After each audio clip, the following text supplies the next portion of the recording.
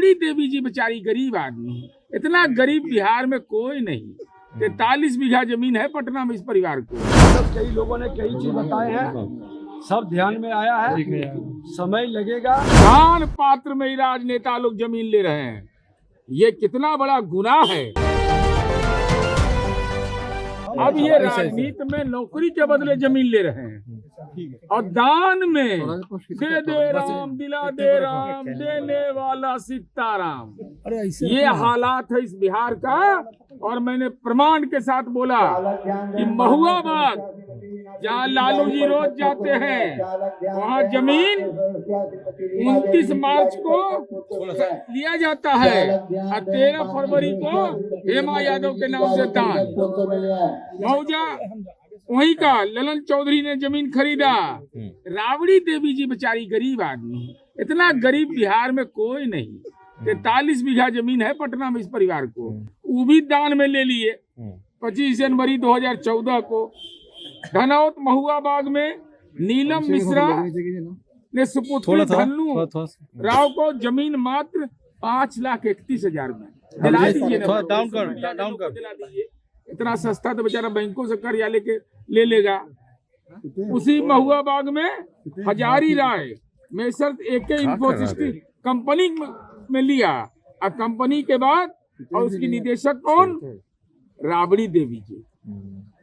ना किधर से छुइए ना किधर छुइए, दान पात्र में ही राजनेता लोग जमीन ले रहे हैं।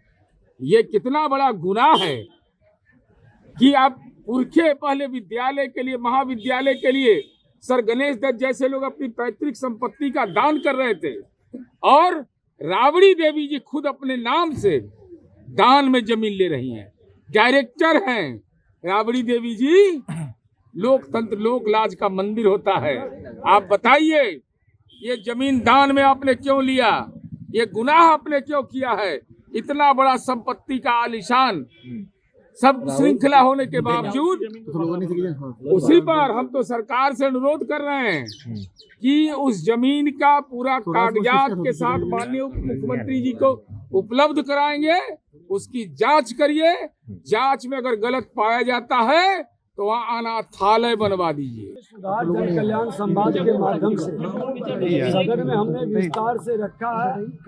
सबका स्नेह आशीर्वाद भी मिला है और बिना भेदभाव के जो नियम के अनुकूल होगा उसका हम समाधान करेंगे और बिहार को भूमि विवाद रहित बनाने का अभियान चलाएंगे। सर मंत्री नीरज कुमार ने महुआ बाग की जमीन पर एक सवाल उठा दिया है। कहा कि जो भी सभी माननीय सदस्य कई लोगों ने कई चीज बताए हैं, सब ध्यान में आया है, समय लगेगा।